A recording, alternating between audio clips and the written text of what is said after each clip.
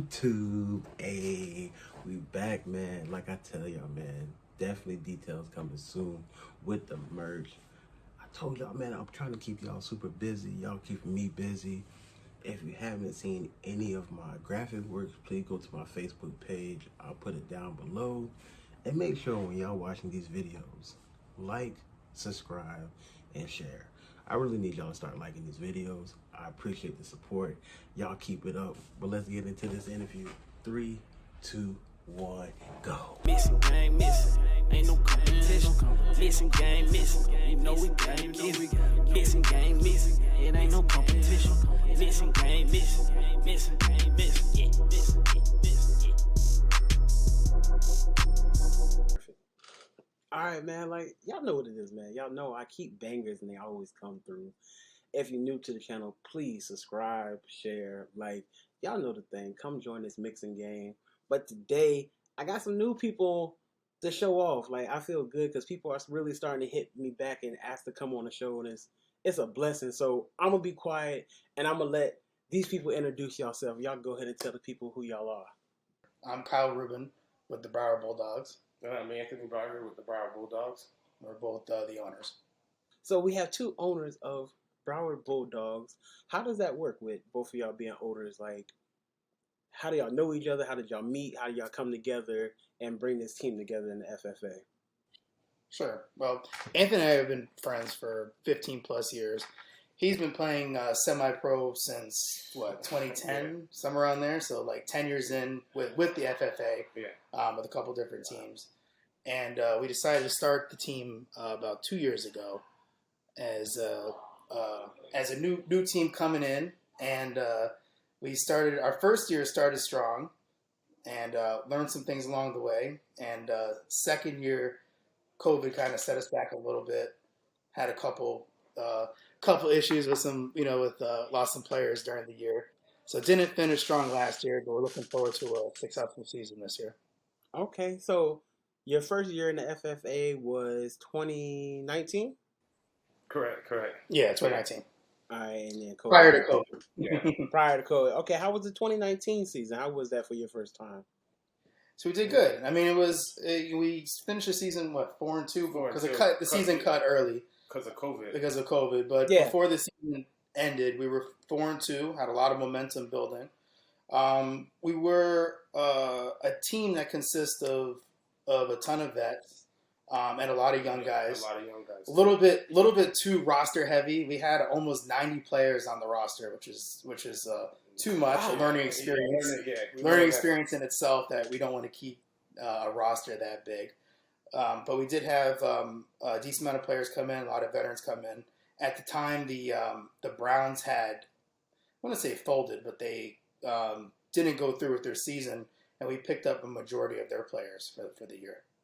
Okay, yeah, because I want to say my first time playing y'all was in 2020 before COVID. If you haven't seen it, y'all know I'm going to plug it in. It was my first vlog with the Pirates. Yes, we got that W against y'all. Yeah, I was about to say, because y'all had Roddy on your team. I know he didn't play that game. Y'all had a lot of heavy named people on your team, actually. So I know y'all had injuries, and COVID did mess up that 2019-2020 season. For last go ahead. No, so yeah, it was an interesting ride up to Tampa between team didn't travel exactly too well up there, and I would say it definitely reflected on that game against the Pirates. And hats off to Andy and them. Obviously there goes Andy's got a good organization up there, and it was definitely well prepared for the game. You are right about that, Andy. I've learned a lot from Andy being there. I played for the Pirates for 4 years. Yeah, 4 years. I learned a lot from him. Even with me doing this, learned a lot because I kind of started this with Andy. Like, going to practice, even though he didn't want me to do it, but, like, going to practice, recording, putting it on YouTube and stuff. But I learned a lot of things from Andy as an owner, semi-pro stuff, to get to do what I'm doing now. For the 2021 season, how do y'all feel like your 2021 season went? I mean, it was rough. I mean, we had a lot of guys, and then what happened was there's another team in another league that's, was in our backyard, and they were up in the air about what was going on. So we ended up taking some of their vets and some of their players. And when they, went back on, some of the players went back to their team. So, we finished strong with what we had. Our issue was what our quarterback was he was pretty much getting looked at different schools. So he really couldn't commit to us full time. So what happened was we went in there, with 3 quarterbacks, and we went down to 1. And then the one we had, he had to do his thing for school. So, he was kept going to different schools, kept going to different places. So at that same time, he couldn't really fully commit to us. So, at that time, we kind of rallied together, and he said, hey, guess what? This is what we don't have, and this is how we got to finish strong. And, that's what we did. We just went out there and finished strong. We love the competition. That's one thing about it. Every team that we faced and everybody, we played against, we played, 4 quarters of hardcore football. So, our guys is ready. We're missing a few pieces, but in the off season, we did our recruitment. You know what I'm trying to say? So we're that team that, on the outside making some noise quietly. You know what I'm saying? But yeah, that our season. I see that. Yeah, I do see that. Y'all are coming up. I want to say towards the end of y'all season too, because I had high hopes for y'all in the beginning. A lot of you players were talking mad junk. They was coming out heavy on Facebook. And it was like, yo, what's going on? Then y'all start losing. But with the quarterback, I have 2 questions actually. At the end of the season, I seen y'all made a change in quarterback, and that quarterback showed out the last few games. I watched that film. Y'all quarterback at the last 2 games really, really showed something to let me know, like, y'all progressing for 2022. My next question is, I know you said that one of your quarterbacks was looking at school. Please let these people know, as a semi-pro player and somebody going, y'all had somebody actually looking at what type of school. Was it D1? Like, what kind of schools was he looking at? He was in the prep circuit. He had some issues off the field where he couldn't get onto D1, and he was coming back to semi-pro to just build his film up and try to work his way back into either JUCO or the prep kind of schools in that divisions. And then because he's that talented, he was already, even though he was with us, he was already getting offers back into prep schools, and he was constantly flying out and working out with schools outside of the state. So he was talented. It was nice to have him for the couple games that we did have him. But the quarterback position was a problem for us. We started with 1 quarterback. We lost him. Then we had another guy who came in, and then we lost him to another league and to another team where we actually lost about 10 players and a coach, mid-season. So we had a lot happen, 4 games in. We're in our week 4, week 5, dealing with, all the teams are dealing obviously with COVID. Minimum fields, minimum practices down in South Florida is difficult to obtain a field in the whole COVID environment. But losing a lot of key players and starters mid-season, was a lot to overcome. But our young guys really stepped up, and we were really just 2 or 3 playmakers away, specifically the quarterback position, and some coaching, instability, from being a true contender, and having a run at the playoffs. Even as hard of a season we had, we still were in the playoffs at the very end. I mean, I think we were eliminated from the playoffs the last game, or the second to last game. Yeah, the second to last game. I do remember that. Yeah, second to last game was the elimination game. But we were still in the playoff running. We still controlled our own destiny. Even towards the end of the season. But we were like I said, a couple playmakers away from key positions that we needed in order to kind of get us over that hump. So we're making those adjustments this offseason. And it was also a learning. It was an eye opener for us too, because like I said, we came in year 1 strong, 4-2. So we didn't really see a lot of the stuff that we saw year 2.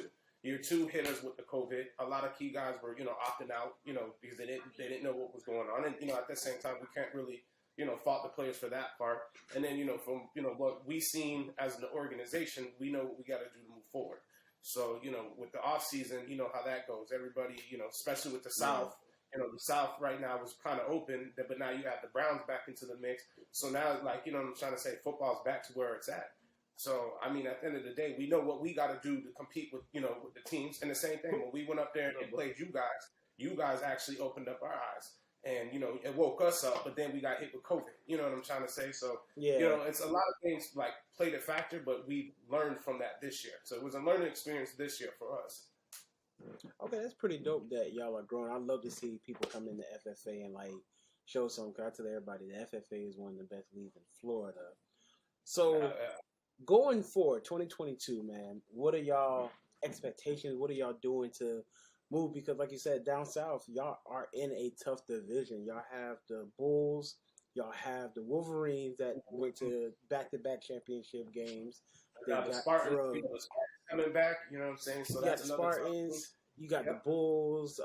Bulls You got the Raiders. Like, Raiders, y'all yeah. division is really, really hard. So, what is your mind state to go into 2022 of getting players and getting prepared to go head on and beat these teams? Yes, it starts at the coaching level. Bringing in the right coaches, having the right pieces, and having a strong organization from the top down. Yeah, it starts with us. And Yeah, then it works. nice. And it works. It's a domino effect. So it starts with us. So pretty much on this offseason, we haven't stopped. Truthfully, like we know what we got to do to make some noise, and we know the teams that we got to beat to get out of the South. You know what I'm trying to say. And this year it's tough. You know what I'm trying to say. Like you said, you named every good team. Everybody has a chance to be in the playoffs this year. So we know what we got to do to compete with that. And the only thing we can do is like he said is we started with us. We're working down to our coaches, and we're literally just restarting and really getting everything back to order how year one was. Because like I said, year two messed us up with COVID. We didn't have really a place to practice. We didn't have a lot of things was closed. We didn't have access to a lot of things that we had, year one. And at this point, we're going mostly back to back to the basics. What we did in year one, having that strong organization, accountability, players coming to practice. The big thing with semi-pro is a lot of players don't think they need to practice, and what we preach and what we're going to be doing, and what we'll have in 22 and beyond is coaches that are instilling practice that makes sense. Practice where they're actually learning something, not practice where you're just throwing the ball around. Throwing the ball, I got you. 7-on-7, not a BS practice. True practice with drills and installing a game plan. Each week that that makes sense. And the guys who are there who are accountable are the ones who are learning and are going to buy into the system that we're doing, which is then going to put a winning organization, winning organization on the field. So it starts in practice. It'll show on the field, and we look forward to bringing that back. What we're doing in year one again now in year three. I love that plan because, like I tell people why I do the show, I say I'm the voice of semi-pro because people think when they hear semi-pro, it's a whole bunch of people that just go out there and throw the ball around, or somebody coming off the couch not doing nothing. Like, no, this is people actually, like you said, you got somebody that's actually going to a prep school or JUCO, or there's players that actually want film and do stuff. And there's some players that just get up and love playing football and take it serious. So that's great to hear, man. Yeah, we had a few guys, get. I want to say we about to have a total of 5 guys. Yeah, 5 guys. I mean, listen, as much as we want to build a winning, culture and go to the championship, at the same time, we're also building up young guys. Getting them back into school, getting them into school. We provide huddle, included, with their player fees. So every single player has access to huddle. For practice. For practice Nice. and games. We film all our own games. It goes up on huddle immediately. The guys are able to do their own highlight reels. We have them, our coaches have direct access to like multiple programs from JUCOs to prep schools to D3, D2, D1 schools. And a lot of guys coming out of school too. Yeah. You know what I'm saying? That looking for that film. So, we got a lot of young guys. Yeah. And, we're looking for a lot of vets too to help these young guys because, when they get to the next level, they're going to need someone to, help them get there. Right. So, with them guys playing in this league, they're actually seeing it, and now the exposure is there. So the fact that these guys are getting exposure from us, and the vets in the league, that's motivating them to, work 10 times harder. So, I mean, at the end of the day, our vision is bigger than the football. We're not just, an organization, hey, we want to go out there and play football. Like, no, we're actually, we want to put something together that we can build for, many years from now. Because when I'm done playing, I need something to do. And, if I got to put that coaching hat on, let's do it. But at the end of the day, when I see these guys, going to school and getting offers like that, that just excites me because, when I joined semi-pro back in, 2009, I played with the Broward Bears, Okay. And, I was, this young kid, like, just wanted to play ball. And then I got in there and I understand that, whoa, the Magic City Bulls were running the league, and I looked at those guys and it's like, wow, like, what I'm trying to say. Then, you look at organizations up north, what I'm trying to say. So a lot of things that we do, we mimic off of a lot of the teams that are here now, what I'm trying to say. Because I played on multiple teams, what I'm trying to say. He helped commission the league at one point, So nice. I played from, the Palm Beach Makos, down to the Miami Chiefs, what I'm saying. So I've been in the Tri-County area. So once so you know a little bit more. So you got a nice background when it comes to this semi-pro stuff. Oh, yeah. I played with the best, seen the best, played against the best. I love it. Like, what I'm trying to say? Like, people ask me to this day why I do it. And it's like, to go out there on Saturdays and talk junk for a good 60 minutes and play tough football. And at the end of the day, when that clock hits zero, we got a brotherhood. We got, it's trying to say, right. Like, this off-season, the All-Star game, I played with you guys as running back and quarterback. And the fact that these two right there, the communication with those two is unbelievable. Mm-hmm. So I know you guys are building something good up there. And the competition down south is the best. I mean, we play against the best. You know what I'm trying to say? And that's nothing against, no league, no nothing. But I just know that ever since I've been playing, semi-pro football, the competition is in the FFA. And, that's nothing about against the FFA competition, Rod. I don't want to burst y'all bubble, but I do have somebody that says all the teams down south are soft. They say they don't like to get physical. I'm just gonna put that out there. I know you watch the show a lot. That's one thing. That's one thing I can sit here and say. Playing down south. It's smash ball football. Like we. That's one thing about it. If you watch any team from down south, everybody competes, and it's all 60 minutes. They don't stop. And I kudos to the Bulls, but the Bulls has been doing it for the longest time. And every time I used to play, they showed up, showed out, and do what they had to do. So I mean, if you're saying that, then you got to come play down south. That's all I got to say. You know what I'm trying to say? I'm just saying. Hopefully, the league, this year, we'll start playing a lot of teams from up north and down south. Let's mix it up a little bit because I hope so. You guys got some competition. Like I said, you guys got a lot of competition up there. This year with all the new teams and all the teams that came back, it's gonna be fun. It's gonna be this is gonna be one of the best seasons. I feel like that too. Like 2022 was really big. I feel like as competition wise, all the way around, there was not just one team where it was like, oh my gosh, we're gonna beat the mess out of them. So I do feel like as they grow in the FFA, man, the FFA is getting big. Like you just said, there's more teams coming in, and it's pretty dope to see it. My next question for y'all: how did y'all come up with the name, like the colors? I love y'all uniforms too, but how did that come up with like name, color scheme, and like this fits? Let's go with it. This guy here. It was just one of those things where when I like I said, I played on a lot of teams, so I was, getting off work, traveling to, West Palm, traveling to Miami. And, I just kept thinking to myself, I said, you know what, if I can bring this back home and do something back home, let's put something together. So, I sat around and I looked around to see, make sure that, there's no other teams that I'm using their name and everything else. Mm-hmm. And then it just, I played for the Broward County Bears, Bear Crew. And it was just like one of those things where it's just like, just carry that Broward County Bulldogs. You know what I'm trying to say? And then here's a secret. I'm from Texas, so I grew up a Cowboy fan. So it's always been those colors. In high school, I played at Terravella, which is the same colors. So I kind of just took the color scheme and ran with it. But with that being said, we are coming to agreement. We are going to do a color scheme this year. We're going to switch things up. If you look in the background, that's already hold on now. Are we dropping good news here? Let me hear that. Go ahead. So we're in the process of, we're going to switch some things up. Oh, that's hard. I like that. Is that the black on the blue?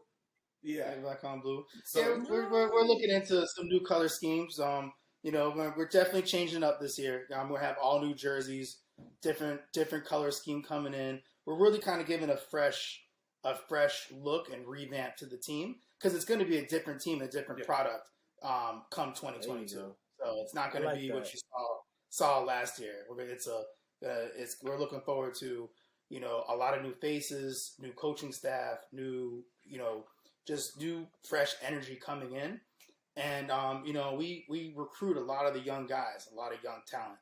So we look forward to bringing in some veterans to help steer some of these younger guys who come in and show that talent off on the field, build their film up, and build a winning team for this next season. So it's gonna be fun. Like that. So we have the OTAs coming up. When are your OTAs? So we're looking at the very beginning of September, late August, beginning of September. So we got to work around Little League. Yeah. Little League. I was about to say Little League. Little League came down in South Florida, so we to get parts around here around this time is kind of hard because of Little League. So we like working around Little League. So what we'll do is we do like unofficial like OTAs on Sundays. We'll get together. So we're gonna start doing that here in the next couple of weeks, and then at that point, once we get everything from our coaching staff settled in, and we'll make the announcements here shortly. And then at that point, we're gonna hit the ground and move them because we know what we're going against. There ain't no secret. We know what we have to fix. So we love it. What I'm trying to say. This is the best time of the year, and this is the time where guys are trying to figure out where they want to go and where they want to play for. And at that point, we're gonna hit the ground running. And at this point, we know that what we got to do to get out of the South. So. Well, I definitely would love to come out there on one of y'all OTAs, man, and y'all let me know. I'll come out there and try to set up this ESPN setup where I do some more interviews of players. And y'all know. We always have numbers at our OTAs and practices, so it'll be you come out and you'll be surprised how many guys are out there practicing, how many coaches are out there. I like that, man. We gotta get y'all the show, man. Listen, I got something going on. I'm dropping this now on my channel so everybody knows in the FFA. If y'all want a show like The Insider, I am doing something now with the Tar Heels. It's called The Inside of SCT Nation. Hit me up. I love this. Like, y'all definitely can. I help you out, build it up. We can drop it on the platform, and people get to know y'all, like behind the scenes, players, breaking news. Y'all let me know. I got y'all. I was gonna say, stay tuned because when we start OTAs, we're gonna start recording something like Hard Knocks, built in the Bulldogs. So that's something that we got going on. We got in the works. Shout out to our cameraman Mark. We gonna put something nice together. And like that's I said, what I like to hear. Yeah, and with the league growing the way it is, we want all the ton of exposure, anything that we want. So like I said, anything to throw our name out there, throw the brand out there, throw the league out there. That's all we're here for at the end of the day. So I mean, we saw the record, we know our record, and that's not something that we're sticking with. So I just know that all it is to go up from here now. That's all that is, man. Y'all, exactly. I ain't gonna lie, bro. I'm a fan of y'all. I really am. Like deep down, I like y'all. Like y'all, the Raiders. I'm always the person that likes the underdog team because I feel like y'all fight the most. Because everybody wants to prove. Yeah. We still show up every Saturday, and looking for a fight. So I love even that. at the end of the season with one win. We still carried, a full roster with no quarterback. That's what I'm saying. That means y'all are doing something good because not too many teams can do that, man. I've been a part of teams where it breaks down middle season because we're losing. So I love that, man. And like I said, if y'all need anything, man, I have anything y'all need, I can help y'all out with. Y'all definitely contact. Don't be no strangers. But I appreciate y'all coming to the show too, man. Like it means a lot. Need to have us on again, and we look forward to you coming down to our practices and OTAs. I'm definitely with that. So we're gonna have to wrap this up, man. I know y'all be loving my shows and y'all want more, but y'all just gotta stay tuned, man. This is too juicy for me just to give it all at one time. All right. I see y'all next time. Y'all stay tuned. It ain't no competition. Missing game, missing.